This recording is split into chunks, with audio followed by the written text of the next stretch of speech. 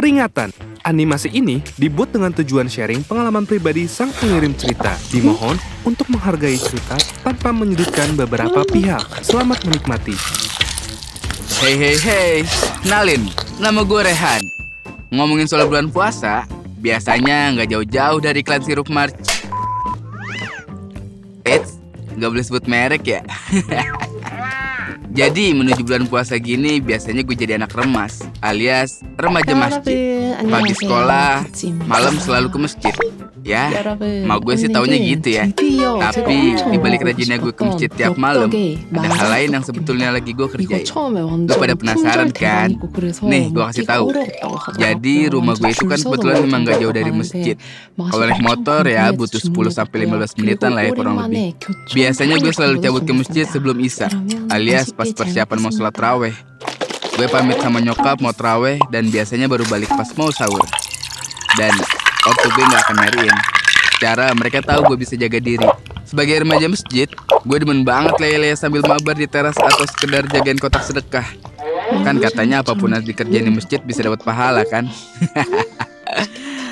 Enggak ya guys ya, jangan ditiru. Oke, back to the topic. Gue malam itu berangkat ke masjid dan ketemu sama teman-teman gue kayak biasanya.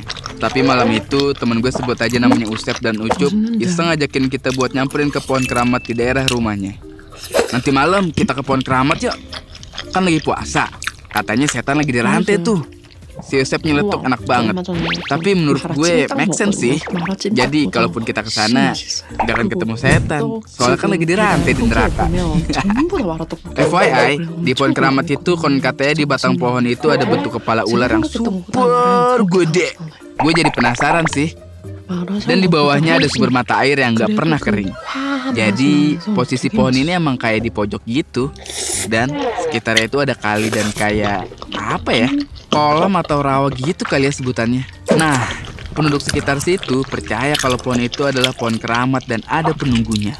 Makanya sesekali ada yang suka taruh sesajen di sana. Kayak ayam bakar, nasi liwet, kopi, dan es boba. Mungkin kalau yang ngasih sesajennya orang bule bisa kali ya stik atau spaghetti. Sebenarnya gue udah tahu soal ini cukup lama karena emang wilayah itu terkenal banget sama pohon keramatnya. Tapi emang belum pernah aja kesana buat lihat. Jadi malam ini gue sama teman-teman gue mau kesana. Sekitar jam 11-an malam, gue dan Ucup mampir dulu ke rumah si Usep buat siapin amunisi. Kayak ambil botol minum, buat nanti ambil air minum langsung dari sumber mata air yang katanya bisa bikin awet muda. Sama jaket dan payung, jaga-jaga aja siapa tahu dingin atau hujan kan. Oke, semua udah siap. Kita jalan kaki menuju si pohon keramat. Posisinya emang gak jauh dari rumah si Usep. Ya paling 5-10 menit aja tuh di jalan. Tempatnya ini ada di balik kosan tua dan deket kebun-kebun gitu. Pas banget di turunan. Dan kita mesti masuk ke dalam gang dulu sedikit. Sesampainya di sana, kita langsung ditemui sama pohon beringin besar yang di badannya itu beneran ada bentuk kepala ularnya. Bentuknya betulan gede banget dan jelas banget kalau itu beneran kepala ular. Kondisi di sana ya lumayan gelap lah ya. Kita nyalain senter dan jalan ngedeketin ke si pohon. Nih, lihat-lihat. Ada bekas-bekas sesajen beneran di sini, kata si Usep sambil semangat. Itu yang makan setan beneran apa tikus ya? Kiletuk gue keheranan. Sep, balik aja yuk. Gue takut beneran dah. Ucup si paling penakut udah ngerasa gak enak sama di tempat. Akhirnya kita explore itu tempat. Kita keliling banyak banget sisa makanan. Tulang-tulang ayam, daun pisang, sama gelas kopi yang tinggal setengah. Kita juga ke sumber mata air yang ada di dekat pohon itu. Ternyata betulan ada guys. Bening banget airnya. Air yang keluar dari sana juga benar-benar bersih dan adem gitu. Kita ambil itu air hampir setengah botol. Terus kita coba minum. Rasanya seger, kayak minum air langsung dari gunung. Cuman ya ada rasa ngeres-ngeres sedikit sih. Ya namanya juga air mentah dan langsung dari sumbernya. Lagi asik-asik cobain air minum, tiba-tiba ada suara gerasak-gerusuk dan langkah orang. Ternyata ada beberapa orang yang datang sambil bawa sesajen menuju ke pohon itu. Refleks, gak tahu kenapa kita malah ngumpet di balik pohon yang lain. Takut aja gitu kena marah kalau ketemu orang dewasa jam segini. Apalagi kan ini tempat keramat. Kalau ketahuan, aduh, bisa dilaporin ke ortu kita. Orang-orang itu mulai naruh barang-barang makanan dan rokok yang udah dinyalain di bawah pohon. Terus mereka lagi kayak komat kamit gitu baca sesuatu yang gue juga nggak tahu itu apaan. Karena gue penasaran pengen tahu mereka baca apaan, nggak sengaja malah nyenggol si Ucup dan bikin suara gerasak gerusuk di semak-semak. Anjrit, kita panik dong. Takut banget ketahuan. Orang yang bawa sesajen itu malah nengok dan kayak takut gitu. Mungkin mereka kira kita adalah si penunggu pohon kali ya. Ini bagian terkocak sih. Jadi tuh mereka baca komat kamitnya makin cepat. Dan setelah selesai, mereka buru-buru pergi dari ini tempat. Setelah mereka pergi, kita samperin tuh sesajen yang mereka taruh. Ada ayam bakar, nasi liwet, kopi hitam, lalapan, dan lain-lain. Pikir gue, wah lumayan nih rezeki anak soleh. Taruh gratis. Ternyata gak cuma gue aja mikir kayak gitu. Si Usep yang bengal itu juga langsung nyeruput kopi yang masih panas tadi. Buset, kayak gak ada tata keramanya. Minimal mah izin dulu kayak ke penunggunya. Ini malah asal nyobain. Sementara Ucup refleks gebuk bau si Usep. Anjir, sembarang banget dah lu. Ntar kalau ada yang marah gimana? Terus si Usep masih ngeyel tuh. Kan kalau lagi bulan puasa, setan lagi diikat semua, Cup. Ya, gue agak sedikit setuju sih. Walaupun sebetulnya agak ketar-ketir juga. Tapi kalau dipikir-pikir, ngeliat si Usep yang gak ada dampak apa-apa, gue jadi yakin kalau penunggunya malah lagi diikat selama bulan puasa. Akhirnya kita bertiga makanin semua makanan yang ada di sana. Habis takut mubazir, daripada tikus yang pesta, mending kita yang party. Gue yang awalnya ketar-ketir takut terjadi apa-apa, akhirnya lupa tuh sama ketakutan sendiri. Kita makan semua sesajen itu sampai habis. Dan habis ajan subuh baru kita jalan pulang. So, beberapa kali kita ngelakuin hal yang sama. Mungkin ada 2-3 kali kita bolak-balik ke sana.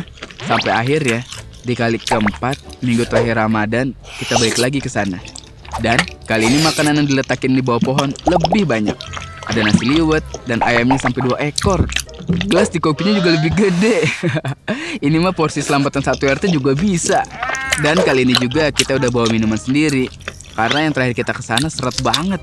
Makan nasi banyak tapi minumnya cuma dari kopi segelas. Mana cukup. Nah, malam ini ada sesuatu yang berbeda dari sebelumnya. Waktu kita lagi santap makanannya, sekitar ya jam 1-an lah, tiba-tiba ada suara gerasak gerusuk dan langkah kaki beberapa orang. Gue, Usep, sama Ucup yang lagi sibuk mukbang, masing-masing gak sempet kabur tuh. Woi bocah sialan, jadi lu yang selama ini makanin tuh sesajen? Ternyata itu orang-orang yang sering naruh sesajen di pohon ini.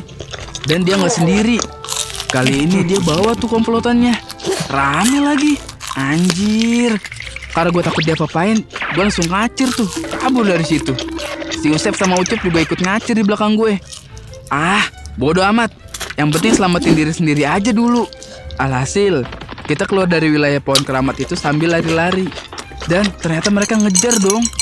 Mereka kesel banget pasti karena sesajen yang udah disiapin kita makanin terus. Jujur, ini lebih serem ketimbang ketemu setan.